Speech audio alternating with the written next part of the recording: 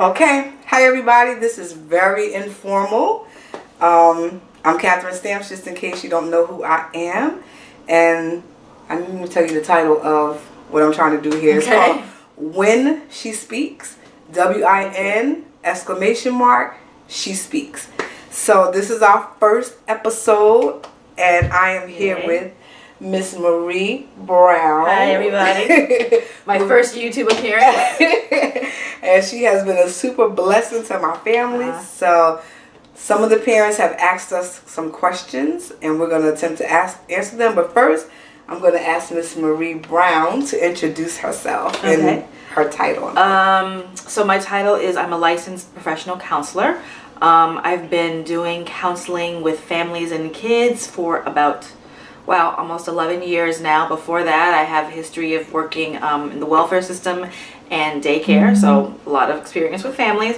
Currently, I am working for Rutgers University as a clinician for school in Newark, New Jersey, where I am the clinician for 80, almost 90 actually, kids with behavioral disabilities. So. Oh, and I do in addition, that's right. I do in-home therapy, which is how I met this wonderful family. I do in-home therapy for kids ages 4 to 18 with array of problems, behavior problems. All right, so thank you, for the introduction. And again, she is a blessing. So we will give you some contact information, maybe from Sure. Okay, great. We'll post at the bottom of the YouTube video. Just so you know, not only do I sweat a whole lot anyway, but we got lights down here, and these lights are hot. So if you see me going like this and fanning, it's because these lights are just drenching me. All right, so we have 10 questions here, and the first question is, why do children lie? And I'm curious, especially about small things. Well, I think children, like adults, lie for a couple of reasons. Because they don't want to get caught, right? Yeah. That's the main thing.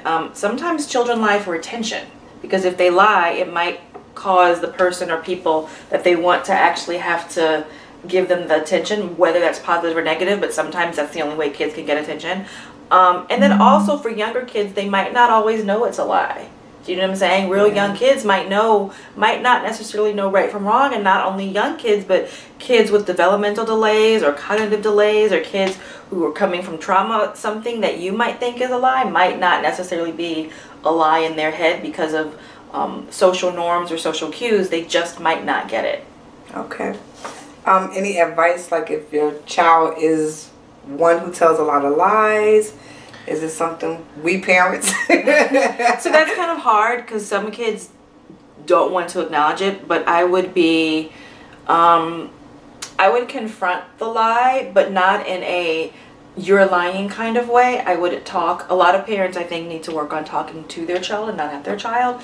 So the conversation would be just kind of, I noticed that, the dishes weren't done right. I did them, Mom. And then just kind of gently ask questions that might help them recognize, okay, yeah, you're right, I didn't do it. Do you know what I'm saying? Yeah. As opposed to, you're lying to me. Why are you lying to me? I know you didn't do the dishes. Da, da, da, da, da. And sometimes let the child kind of come clean on their own. Or where you can, how do I say this? Where you can, let them find the errors. Let them catch themselves. Give them a natural consequence of their lie. So let them kind of catch themselves in the lie. Okay, so kind of correcting their lie. Okay. And sometimes, they can tell you, of course I can't think of a live example now, but like a child might do something and they lied and they know they lied, and you just, kind of set up the situation that they could catch themselves. Okay, so how to detect emotional issues your child may be hiding? Okay. That was a little more complicated. We can do this though.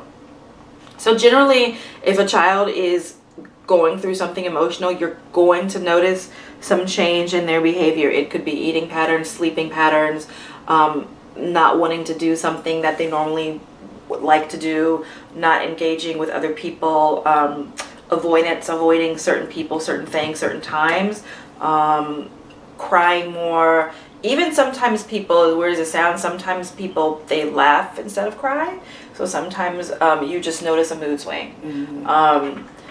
If they're trying to hide it, like if they're upset and depressed and they're trying to hide it, then they're probably going to be over the top in some emotion. So they're gonna really avoid things and kind of be more depressive, or they're going to be over the top, like I'm just so happy and the world is so wonderful. And you're like, that's not how you really are. So once you recognize cues, the next step would be to kind of slowly address what might be going on, and the parent might not be the person to do it. It doesn't necessarily mean that they need to go to therapy, but it might be maybe there's a close adult friend or an aunt or an uncle or someone like that who can just kind of have, sometimes kids do best when you're silent, and sometimes kids do best when you're not forcing the issue. Right. So just, take them to Burger King and just talking and see what comes out of there. The other thing you can do for younger kids is just do art. Draw me a picture of how you feel today. Or draw me a picture of a little boy or a little girl and just kind of see what happens. Or you can ask them to use finger painting and colors and just have them, do it. And a child, I'm very sorry. No, you good. And a child who, you'll just pay attention. Like if they're really scribbling on their paper, you might see that they're really upset. And if they're really, really slow, you might think, well, maybe there's some kind of emotion there. That's a little trickier. That's more for a therapist. But if you are a parent, then you can just still have your child do some artwork, because sometimes you can get things out of artwork or out of Play-Doh or even out of dolls. Like, I'm not asking you guys to really dig and become the clinician, but sometimes a child can tell you things when they don't mean to. Right. And a lot of times, especially younger children, they learn best through play when they don't really, because a 4-year-old, if you think it's like a 4 or 5-year-old, they might not have the words to say how they're feeling. The other thing is to always help, and I always encourage my parents to do this, is to help encourage kids, is to role model feelings for them. So when you're sad, you say, Tristan, today mommy is sad because I can't go to the park. Right. Or today mommy's angry because Kamani didn't listen. So sometimes you always have to be their role model, and sometimes you have to, and in addition to that, sometimes you have to put the words in their mind. So, Tristan's young, but you might do something like, if you see that he's sad, you could say, are you feeling sad today? And this would be when he's a little bit older, and he might say yes, or he might say no. But sometimes you have to give children the word. You have to kind of teach them. You have the to emotion.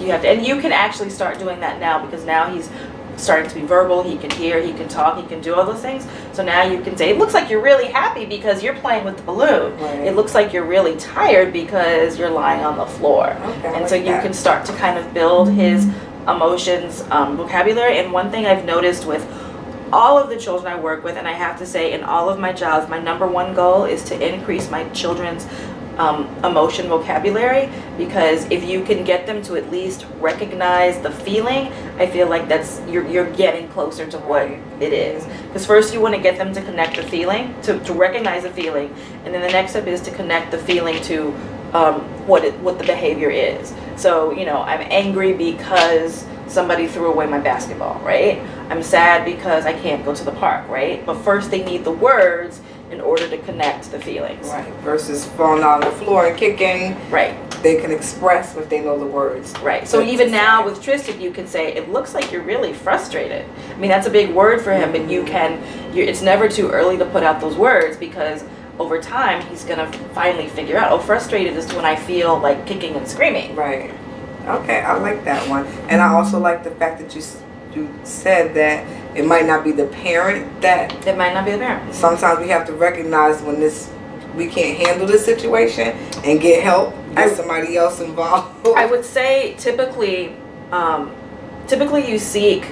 parents should seek outside counseling when the behaviors are unmanageable in the home or in the school. So you have children who are suicidal, okay? You have children who are all of a sudden overly depressed, crying all the time. When it starts to affect their everyday living in one of their domains, so for kids it's going to be home or school or after school programs or whatever, when it starts to affect a domain and it's no longer manageable, that's when you need help. Again, suicidal threats, automatic call services, terroristic threat, automatic calling of services, self-harm, all those safety issues, kids like throwing things, those are red flags. You don't wait and sit and let them talk to Uncle Johnny for that. You go. But anything else that's a little bit smaller, you look for cues, and then when you feel like it's unmanageable, that's when you really need a call for some type of assistance. Okay. Thank you. I like that. Okay. Is it normal for a child to be so distracted? How to sharpen their focus? Yes, it is. It is. So, it's kind of a loaded question. So some kids really do have ADHD. Okay, that's a legitimate, it's overused, but it is a legitimate, it is a legitimate diagnosis. It is not, the brain by nature is not able to focus on one thing. The trick is to bring the attention back to whatever it is you're doing. And for some of us it's easier, for some of us it's harder. I have ADHD myself, and it's hard. It's a struggle. Yes. For kids, it's even harder because there's so much stimulation in the world, physical and sensory, and they don't know how to recognize it, and they've got other issues going on. So, yes, it is typical for a child to lose focus. Again, it's a problem when it is affecting a domain in their life. So it's a problem when they can't get their homework done. It's a problem when they can't do their chores. It's a problem when they can't focus at school. And there are some techniques that can help them. If it's taking over a domain in their life, you need to see a psychiatrist in case medication is involved, a neurologist as well. You can start by asking your pediatrician. You can start by seeing just a general social worker, and they can tell you like how severe the problem is. Techniques would be for children who really have a hard time focusing would be breaking things down into smaller pieces. So if somebody has to clean their room, you say you have 30 minutes to pick up your socks. And then you have 10 minutes to pick up your shoes. And then you have 10 minutes to do this. So they're doing the same thing, but they're just doing it in smaller blocks. Or let's do our science, and let's take a break for 10 minutes, and then we're going to do our reading, and then we're going to take a break and do, same thing with chores. Because then they can focus on those, and you'll figure out with each child, some kids may be able to go an hour, some kids may be able to go 5 minutes. So you got to kind of tease it out. Also, timers work really well with kids who have an attention problem. Like an actual timer? Okay. So you can use your phone. For little kids, you can have them set, you can put on your phone and you can be like, do you want to hit the start button? Right. Kids seem to like that because they're in control of it. You can say, like 5 minutes for your room. You have 5 minutes to clean up your socks. When the timer goes off, I need you to be done with that. You know what I'm saying? I like that idea. You can make it a game for little kids. You can make it a game. But breaking things down into smaller pieces for kids with ADHD or kids who have a hard time concentrating can really help with the situation.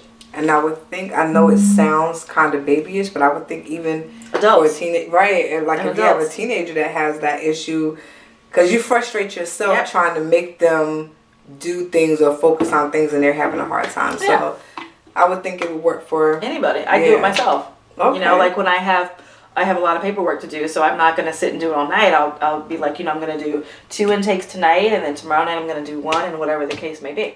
Okay. I do want to say thank you to the Mommy Grind group on Facebook, because that's where all the questions came from.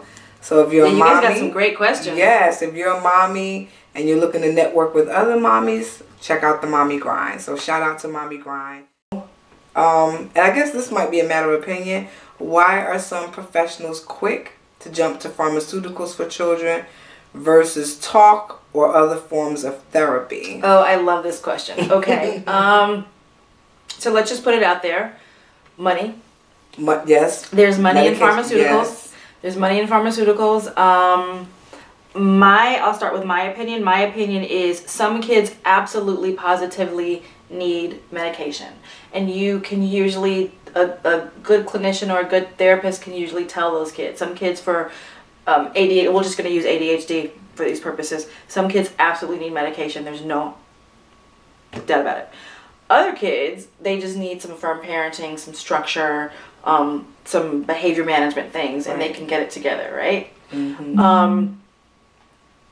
I think some people, more than some, like to medicate because it's a quick fix. and it takes care of the problem. And the parent, for example, so I've had parents who want their child on medication because in some way it takes the onus off of them. They don't have to do so much now with this child, right? And they'll say this in front of the child: "Are you on medication?" So it's like the child, and to them the child is not manageable if they're not on medication, and that is the case for some children, but it's also the adults kind of go-to thing, because it's like, well, you know, it's not me who's being a bad teacher, it's you because you're not medicated. So it's really unfair. In the ideal world, you'd be under medication, and you'd be under so you'd have medication, and then you would see a doctor monthly, and then you would also see a therapist. You would also see a therapist weekly. Oh, I didn't know that. That's the best. That's the best combination. Or at least in some cases, you're in a program. You're in a half-day program or a full-day program where you have everything right there. Okay, I didn't know that. I didn't, and that would make sense if you need the medication, and obviously something's wrong, so you should be seeing a doctor and therapist. Doctors, so the people who can give medication, so a pediatrician can, but most pediatricians don't like to give brand new prescriptions for behavior problems. Sometimes I've seen pediatricians give it because the child can't get to the psychiatrist or the neurologist, and so they'll refill a script, but they won't necessarily create a new script for you, or they won't adjust your medication.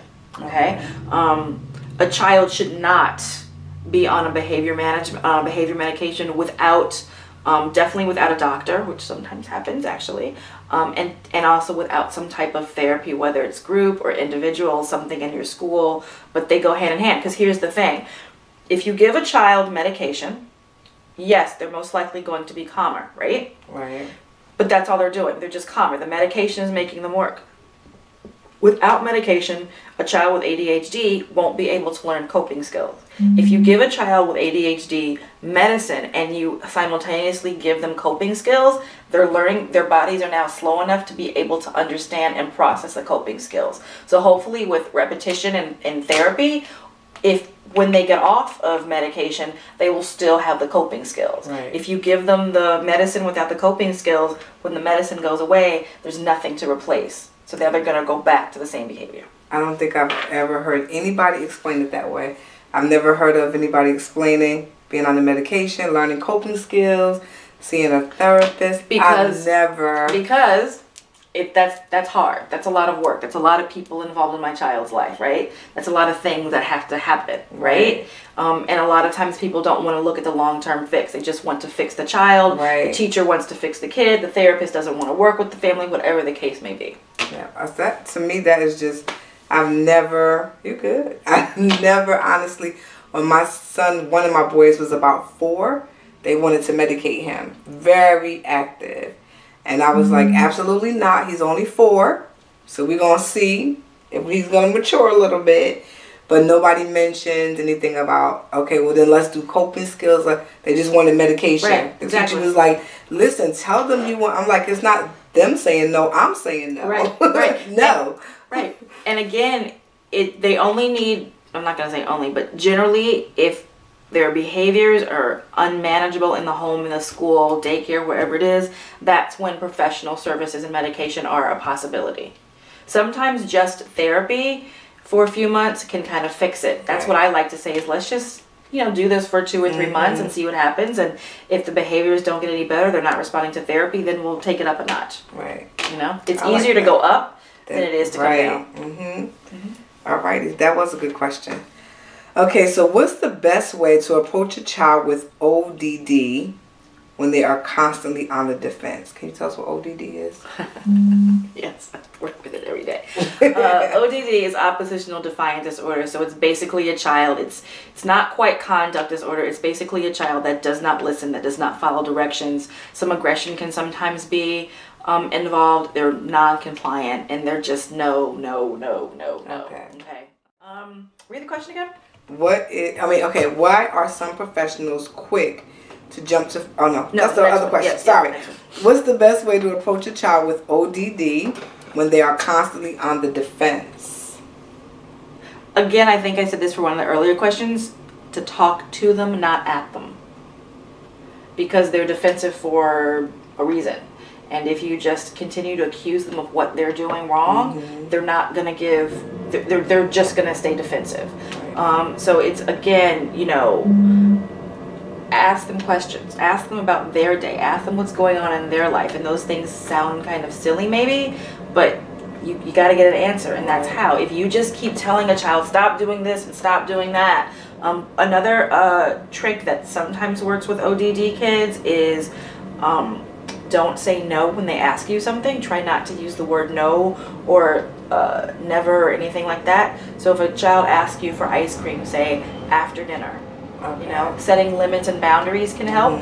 After dinner, you know, when we go to the park, if you say no, you can have ice cream after the park. They've heard no and they've shut you down. So that's one trick that you can kind of use to kind of maybe avoid power struggles, which is another favorite topic of mine, but it's a different conversation. ODD kids are difficult because they're defiant and they don't want to do anything. Choices is really good for ODD kids. Give them choices, controlled choices. So you can have chocolate cake or you can have chocolate cookies. Okay. You know what I'm saying? And they're gonna say, no, I want vanilla cake. Well, your choices are chocolate cake or vanilla cake, and if you don't want either, then that's fine. So try not to engage a child with ODD in a power struggle. A power struggle essentially is, you think you're right, I think I'm right, and we're gonna like just you know, let this go until we have the last word. Cut the power struggle out. Do you know what I'm saying? Let them kind of, I just did a whole presentation on this and it's all losing my mind right now, but that's okay. In a power struggle, just learn to back down. So an ODD kid will be the kid who says, you know, no, I'm not going to do it, and yes, you are going to do it. I'm the parent. Who do you think you're talking to? No, cut it out. Okay, you don't have to do it, but the consequence of not mowing the lawn is you don't get your allowance. End of discussion. Right. Another trick for them is if you ask a child to clean up their room. So typically, you would ask a child. I would say, Kathy, I need you to clean up your room. You go clean up your room. You don't clean up your room. I come back an hour later. Kathy, right? Kathy. You didn't clean up your room. Why didn't you clean up your room? Go clean up your room now. And you're like, yeah, whatever, Mom. I come back an hour later. It's still not done. Now I'm screaming and yelling, right? You obviously aren't listening to me. You're not going to listen to me. So the better way to do that would be, Catherine, you have 1 hour to clean up your room. If your room is not clean in 1 hour, you are not going to Johnny's birthday party. End of discussion. I told you what you need to do, when you need to do it, and what's going to happen if you don't do it. It's on you. So that means when you don't go to Johnny's birthday party, that was on you. That's on you. And I don't have to have a discussion with you because you're 16 years old and you know what you need to do. So if you, I think with ODD kids, I think take out the power struggle.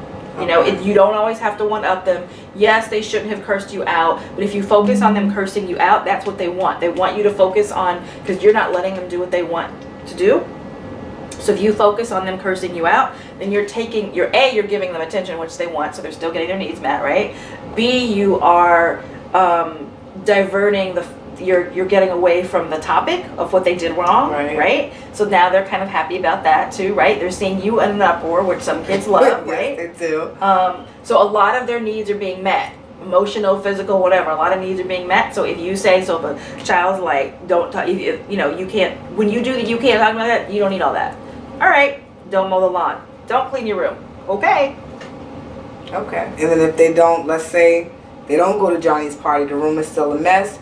All right, until you clean this room or something like that, you won't get your allowance. Right, you can keep setting limits, and eventually, I mean, and I'll be honest, some children just don't care. They really just don't care. You could take away their TV and their Xbox and everything, they don't care.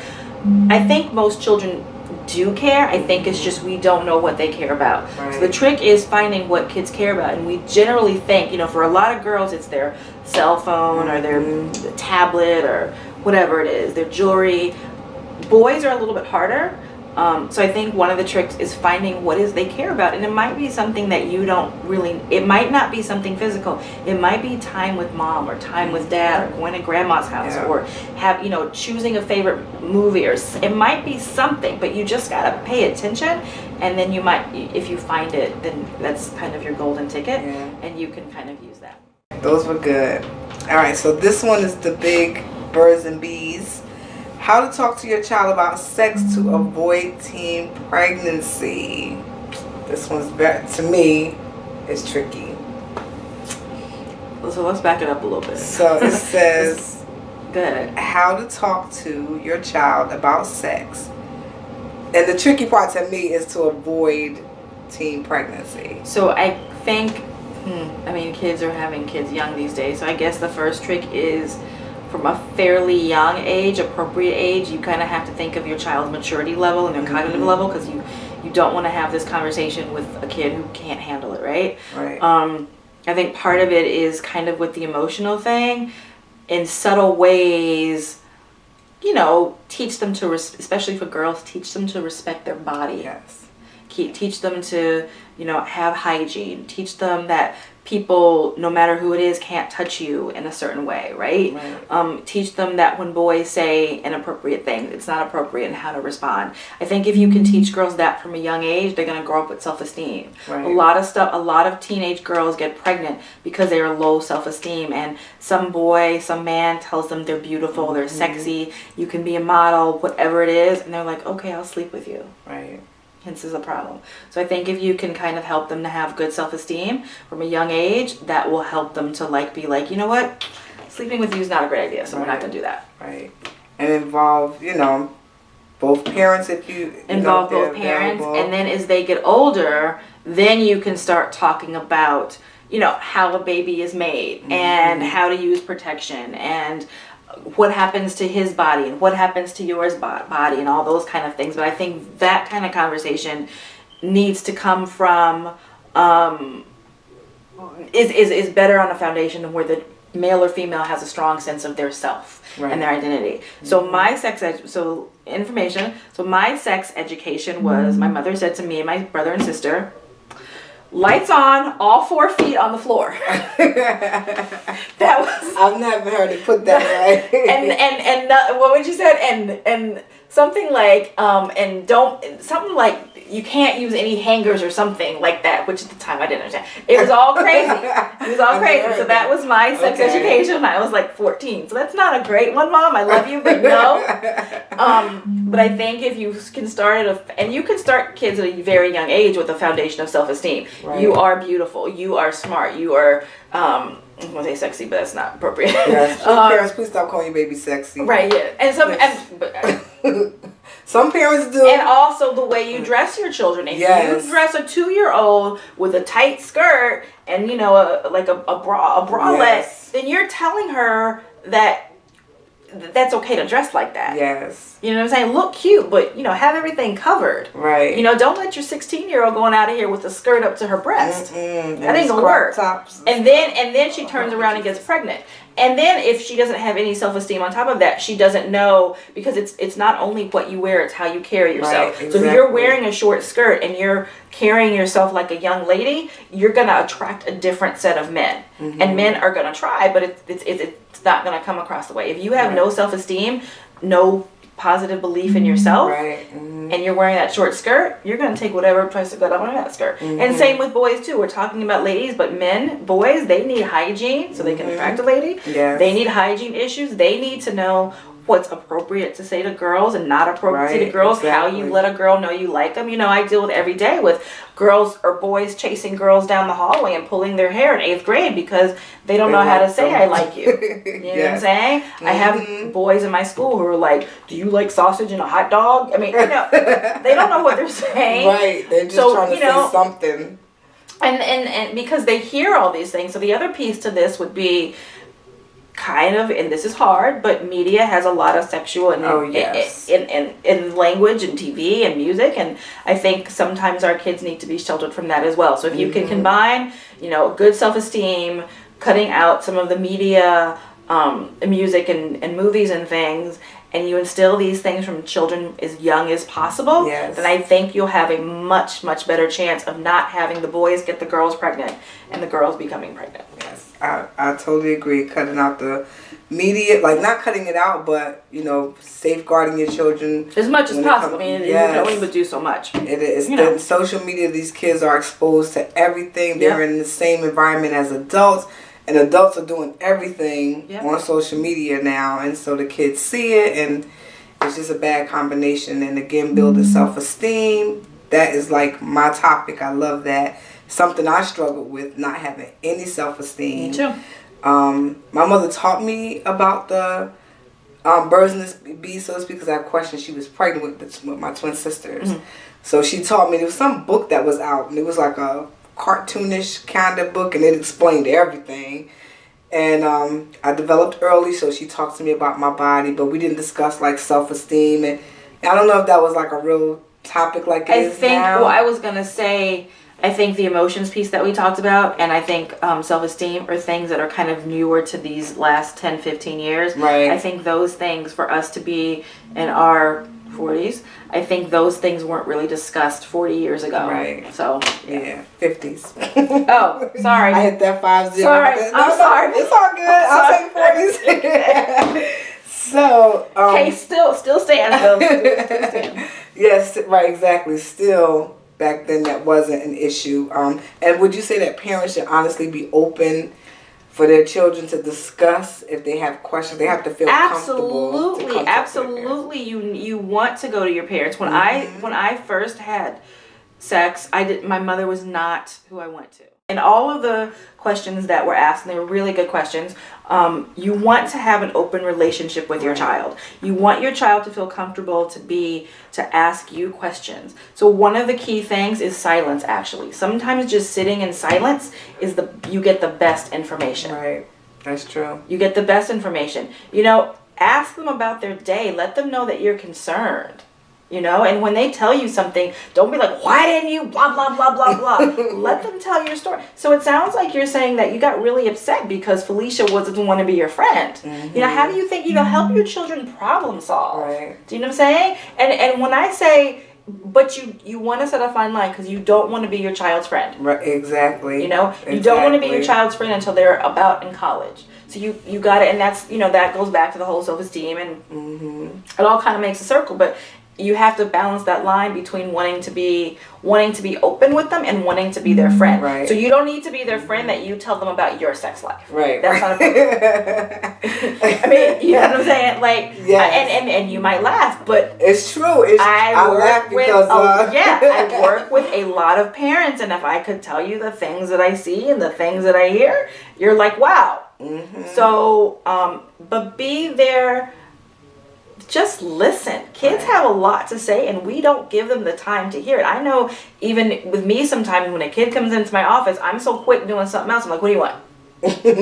And then when I take the time to just let them sit, I'll get like, Miss Brown, so-and-so happened at home. Oh, tell me about that. Right. So just listen. Something else parents can do is normalize or validate. So validate would be, I can understand why you would be upset that Felicia doesn't want to be your friend. You might not agree with it. You're not saying, I agree. You're saying, I can see that point. It makes sense. Right? Right. It makes sense that Felicia wouldn't want to be your friend because you stole her cookie. Right. Right? That makes sense. You might not agree, but okay? So that kind of brings them to let them know that you're empathizing and you feel for them. The other piece is to normalize it. Yeah, you know what? I think other girls or other children whose best friend stole their cookie would also be angry. Right. You know what I'm saying? So those are two kind of things you can do to kind of help your child feel like you're not attacking them. You're listening to them. You really heard what they said. Repeat what the child said. So this is a very therapy thing, but wow, it sounds like you're really angry because Felicia took your cookie. And the child can say, no, that's not really true. Or yeah, that's exactly how I feel. Give them the space. Right. Okay, so the next one says, how do I deal with other people's children with behavioral problems?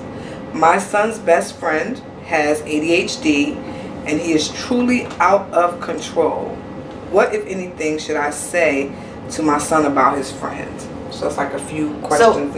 So if it's his best friend or a close friend, you don't want to badmouth the friend or the friend's family. So God, Johnny, I don't like it when your friend Johnny comes over. He don't know how to listen.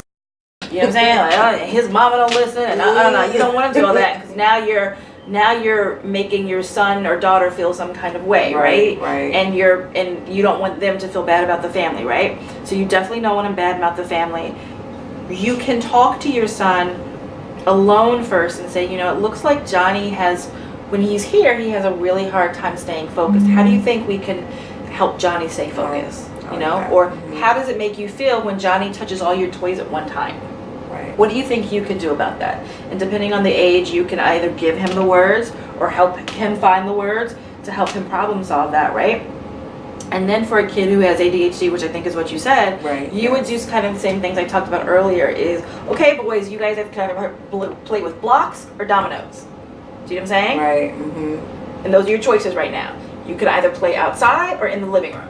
Do you know what I'm saying? Yes. Help give them choices. You know, make sure they kind of clean up. Give them limits. Give them timers. Like if that's what's going to help. Do you know what I'm saying? Mm-hmm. But ask your son if he's comfortable with his friend being like this. Because if it's something difficult, if it's difficult for the son and he's just not expressing that, like it's really frustrating for him, right. you don't want to put him in an uncomfortable situation. Exactly. Maybe it's better for him to go to Johnny's house. Mm-hmm. Because maybe at Johnny's house, his parents have it more set up to be able to manage his behavior. Right.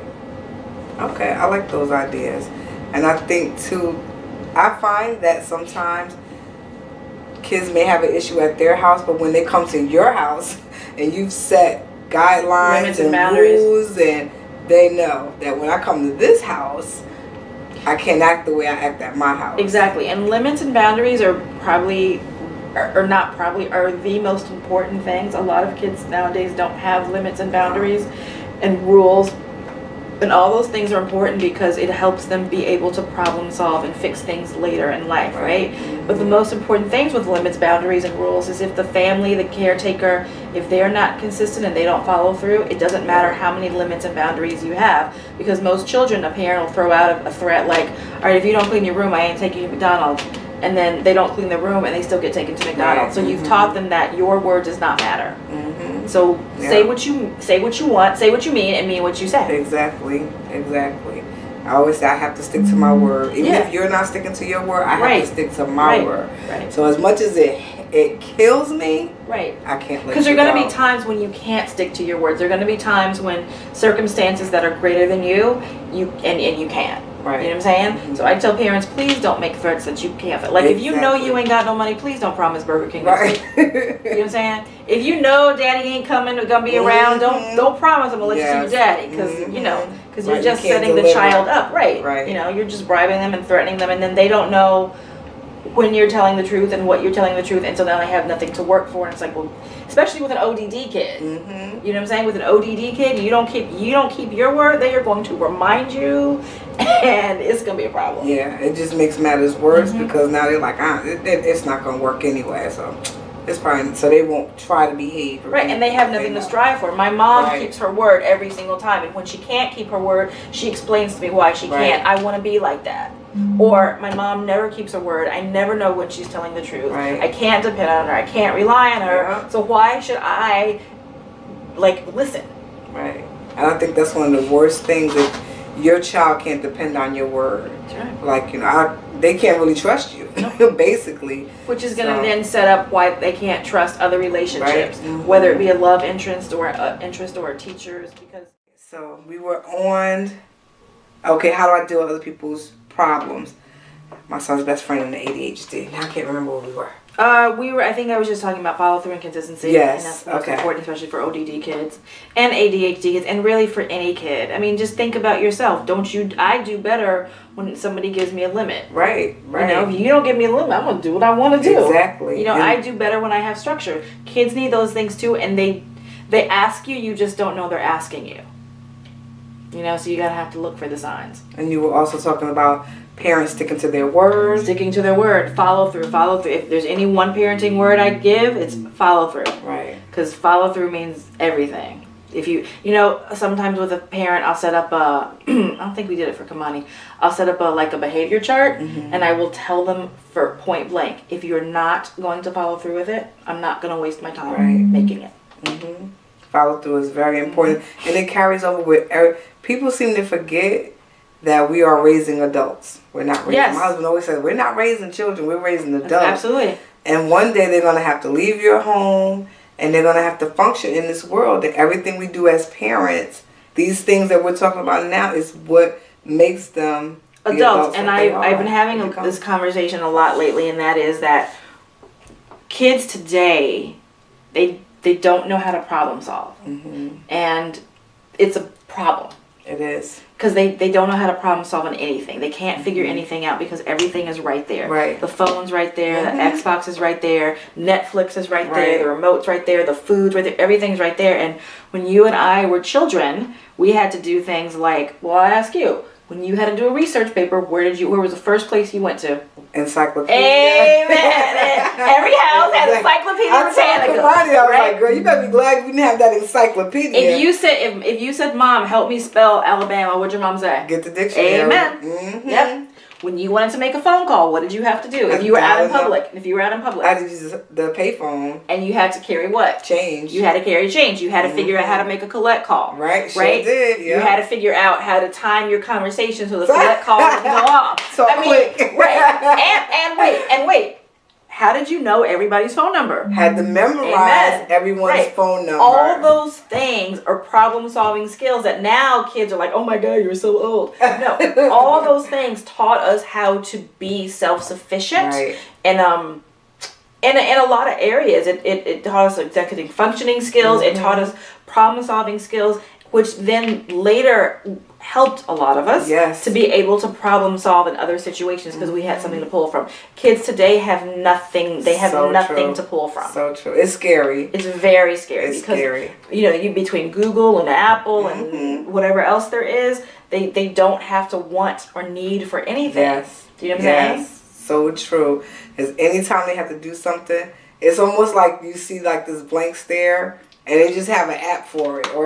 And it's like, you know, some things I think that they should just be able to do, and they can't. They need an app. And I actually saw this mom use an app today she videotaped it. She was checking her son's. There's something on Apple called Math Photo, and she literally just put her phone over the math problem it did the whole math problem. It checked, it read, it took a picture of the math problem. And then it gave her the right answer. She was like, checking homework is so easy, you know. And I mean, these apps are wonderful. They're not a bad thing. Well, they're wonderful and they're not. Because it's killing our brain. It is, but you've also lost the connection between the child and the mother of having to work the problem out together because the mom has it instantly and she can just say yes or no. But so a lot of our kids are missing. So a lot of your questions are questions that would not have been asked. The sex question definitely wouldn't have been asked when we were children because that was a taboo topic, right? But a lot of these other questions would not have been addressed. ODD kids and ADHD kids, they were sent to a facility and lived happily ever after there. Now you have like just tons of kids with ODD who I don't always think are ODD or ADHD because society in a lot of ways I think has set up for these kids not to be able to have short attention spans and not to be able to problem solve. It's sad. And it's also killing people's personal socialization. Like, I think I said that right. Bullying's increased. Yes. Suicide of teens is increased because there's no connection. You know, when you got in a fight, I don't know if you had any brothers, but when I was a kid, if my brother and his best friend got in a fight, they were, you know, fine by lunchtime. Right. Do you know what I'm saying? Yeah. I mean, you always kind of had the mean girl thing, but you didn't have the rampage, the bullying that you have today to such a degree. The cyberbullying, the in-person bullying. You know, I mean, it's and young ages. Very young. You know, I got third graders who are being HIB is what the schools do for filing a complaint of bullying. You know, second grader, like it's crazy. Very, very. And so young. Media is media is a wonderful, wonderful thing. I don't know what I would do with my phone. It has also, I think, hindered our kids. It has. They don't know how to speak with you. Nope. Like they'll be in the same room and they're literally texting each other. Yeah. Like you're sitting right next. Their language. They're speaking the language of the text. They're speaking that shortcut language. Yes. You know, because they don't ever have to use real words. Right. So and then it's double. It's double when you have kids who are victims of trauma or who live in low income neighborhoods. It just makes everything worse. I think. Yeah, I would think so too. I would agree. So I think that's something else parents have to make sure that they have their kids like get off the phone sometimes or let's have dinner together. Over. Right. Yeah. Right. Let's have a sleepover. Actually the one question about the kid, I think that's where we were at, the one kid with your friend. I mean, that's great that he's playing with his friends because usually nowadays kids play I don't think I'm gonna get the terminology right, but I guess you can play Xbox. You're at your house, I'm at my house. Yes. Mm-hmm. A lot of kids do that. I'll be like, oh, he's your friend. Yeah, he's my friend on Xbox. Right. Mm-hmm. It's like these people are real. Like, oh, I thought y'all knew each other. Nah. Like the way they discuss, and grown-ups too. They're on different social Chats, medias, blogs, and they just, I don't know. It's just too much for the kids. It's too much and it's too soon. Mm-hmm. I think you have to baby step some things. Like certain ages, you're too young to be on this. You're too young to wear that. Because then what do they do when they're like 18? You've done everything already. So I feel like you got to baby step things. You got to let them take their time. I'm totally against the crop tops unless you're wearing like a cami. Yeah, she always make her wear a cami. I do not like seeing little girls exposed. Right. I feel like you're too young. I'm not against crop tops. I'm not saying that they're bad or anything like that. But not for when young you're girls. 12, why do you need a crop? Why do you need a crop top at 12? Right. You don't need one. Right. Unless it's your bathing suit. We're good. If you're going into the supermarket, if you're going to school, why do you need a crop top? Right. If you're going to the beach, that's different. You don't want to get in the water with all those clothes on. But no one should be able to walk up to you, and they shouldn't. I'm not saying that girls are responsible if something happens to them based on the way they're dressed, because nobody should do anything to you regardless of how you're dressed. But I feel like when you're wearing something that's short, you have a responsibility to conduct yourself a certain way, and at 12 you can't do it. And that's what we talked about in one of the other questions too, right? Okay, so this is one I really, really love. How can I teach my daughters to be strong and confident without coming off as stuck up and bossy? So I like the stuck and bossy part. This kind of goes back to the question about sex, is you teach them about self-esteem. So again, you teach them, you give them the words, you help them increase their emotions, right? You help them be able to express themselves in an appropriate way, give them skills to problem solve. You help them understand the changes their body is going through. You help them understand simple things like, this sounds silly, but where they feel emotions in their body. Like, you help them really understand themselves. And you can do that like through workbooks and talking and all of the same. That's a great question to end on, because it kind of wraps up all of the things I've been saying. Like, you give them all these skills when they're young, and then they put it together. So you don't have to teach your daughter to be self-confident by being like, I'm the best person in the room, I'm so gorgeous, and I wear all these expensive clothes. No, because you can be beautiful on the outside and you're really ugly on the inside, because no one wants to talk to you. So again, give your kids the skills. Teach them how to love themselves. Let them look in the mirror. Let them talk, write poetry about themselves or talk about themselves. Introduce them to Black women or Spanish women or white women, but women who've done successful things. Help them find a role model. Help them create superheroes. Like, you can go online and find like a superhero, like a cartoon of a blank superhero. Let them create whoever they want to be. I like that one. Oh, snap. She would like that. Yeah, Mine would like that. Let them be, and I have one, just call me. Okay. Let them create, let them figure out who they are. Do you know what I'm saying? Yeah, definitely. One thing you can teach older children is, I've taught some of my girls to have a mantra. So what is your mantra? Is it I am beautiful? Is it I can do it? Is it I am amazing? And have them say it. Let them tape it on the mirrors. Tape a couple things on the mirror. Help them say that. I have to do a mantra every morning. It sounds silly. I'm 42 years old, but sometimes in the morning I have to make myself say, I am beautiful. I am smart, and I am a good clinician. Like, sometimes you have to do it, and you start to do these things, and they become. And if you start, there's a fine line, because you don't want a child to be so like egocentric and so self-indulgent. Like, you don't want, you know what I'm saying? Yeah, but if you teach them these other skills, it'll balance that out. Does that answer the question? Yes, I like that, and I think too, what to me would help is if they can also see and value. Are you gonna say that too? No, I had something. Go ahead. Okay, to value other people as well. Exactly. Find the worth in other people. Spend time with your family, because you learn about yourself by being with other people, especially the people that you care about. You know what I'm saying? Have girls groups. Be active. Let them be active in their church. You know what I'm saying? Something else that my dad told me, and he told me this when I got to college, and I didn't get it until a few years ago. But he said, hang around like-minded people. Yeah. And I didn't know what he meant until I started hanging around girls who all they wanted to do was sleep with boys, and they didn't want to go to class. And when I got older, they just wanted to party, just wanted to drink. And so I had to get rid of those people. So that's something else that will help anybody with their self-esteem. Because if you hang around people who are making poor choices, eventually you're going to feel like you're left out, or you're going to make those poor choices. Yeah. And the other thing, I don't know if I said this, but introduce women to other women who are doing great things, whether it be on TV, even if it's Oprah Winfrey. Show them what other women, especially minority women, right? Show them what other women are capable of doing. You know, young girls who can do things. A lot of, you know, I think the question was, how can you do it without them feeling stuck up, coming off as stuck up and bossy. Right. So if you teach them from a young age, you can also teach. There's also a lot of workbooks, a lot of stuff. There's a lot of stuff you can get online for free. So you can let them do workbooks. You can let them do art. You know, even things like having girls make sculpture.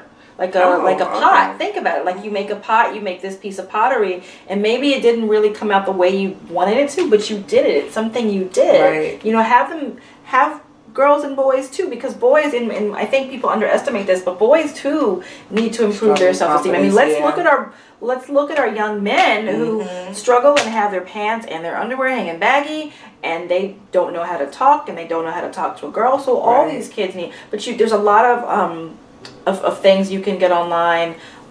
You can just type in the subject matter that you want, and then you can, a lot of times Pinterest has a lot of stuff. You can get worksheets and coloring things that you can do at home. We do have one more question though.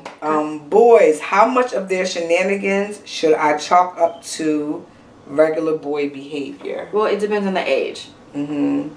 So, you know, kids who are 4, 5, and 6, they're young and they're going through a lot. Sometimes it looks like ADHD, but by the time they get to 7 or 8, they can work themselves out, and it's by the time they get to school, it's more normal. Read the question one more time. How much of their shenanigans should I chalk up to regular boy behavior? It depends. Again, it depends on if it's interfering with their life. Right. Do you know what I'm saying? If it's a 14-year-old boy and all he's talking about is sex and he's trying to sleep with a whole bunch of girls, it's a problem. Right. That could be from a number of issues, right? That's a problem. You know, if you have the problem that I have at my school now is they're playing. Like they're playing, so like, you know, we're just, you know, back and forth, and then I hit you too hard, and then now you're mad, and now we're fighting, right? So it kind of, I could answer that question, but I need a little more detail. That's a very open question, but my thought is, if it is causing concern in some aspect of their life, it's not appropriate. Right. If it's a 4-year-old who is talking like an 8-year-old, that's a problem. Do you know what I'm saying? Right. If it's an 8-year-old who's talking like a 4-year-old, that's a problem. If they're talking about things that are inappropriate and they're not exposed to those things, that's inappropriate. Right. If they're making the house lose money or time, that's inappropriate. You know, if they're breaking things, those things are inappropriate. Whoever asked that question, great question, but if you could just give me a little more detail, and I can help you flesh that out a little bit. Yeah. Okay. That was the last question. That was a lot of fun. Yes, thank you guys for the questions. That was a lot of fun. Questions were great. Do you have any final advice or anything for our parents, or? I think I've given it a lot along the way. Be consistent. Really listen to your child. Listen to what they're verbally telling you and what they're not telling you, and what their body language is telling you. Kids tell you a lot. We as adults just sometimes need to slow down and watch and listen. That's really, I think I said most of my other stuff along the way. I agree. And I would think too, if parents need help, they should not be ashamed, because I think especially in like some of our communities, you know, we don't go get help. But if as a parent, if you need help, go get help.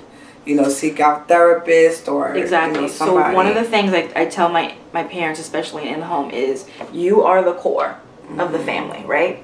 Or dad, whoever the main caregiver is, you are the core. And if your core is weak, and the rest, on some level, the children are going to be weak. So you've got to take care of you. So first I tell my parents, always find something every day, and I think I probably told you this before too, every day do something that is for you.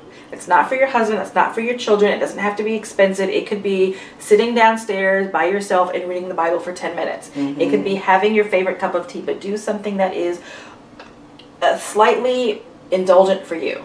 right? Within your income means, right? That's the first piece. The second piece is, because that will just kind of give you do mindfulness stuff. So bring something to help you get centered. And all of us need something different to keep us centered and grounded, right? So that's the first thing. The second thing is, when you're feeling overwhelmed, when you feel like you're depressed, or you're anxious, like she said, get help. Right. Seek help. Maybe it starts off with your girlfriend. Maybe you need more. Maybe it's the clergy at your church. Right. Maybe you need to ask someone at your child's school for assistance, or someone in the doctor's office for assistance. But make sure that you take care of you mentally, physically, emotionally, because then you're going to have a strong foundation for your children. Because if you can't support you, then you can't support your children. Exactly. So if you would like some more information from Miss Marie, I'll have her information posted at the bottom of this YouTube video. And I'll also, when I go back to edit, her points that she just mentioned, I'll also put them at the bottom of the YouTube video. So again, thank you to Mommy Grind for all the questions. You guys are awesome. I can't wait to post a video for you guys to see. And we definitely can do this again. So if you have more questions. Thank you for having me. This was a lot of fun. I was going to say thank you to you for being here. I so appreciate you. Problem. I mean, anytime I knew you would have great information, because you're honestly such a blessing. Thank you. And we're in love with her now. So she's really been a blessing to our family, as you heard us mention. So please, again, if you need assistance, parents, go get assistance. Be the best you can be for your babies. And you. Right? We all need a little assistance. So, adios. Good night. Special thanks to my husband, Miss Marie Brown, and to Mommy Grind.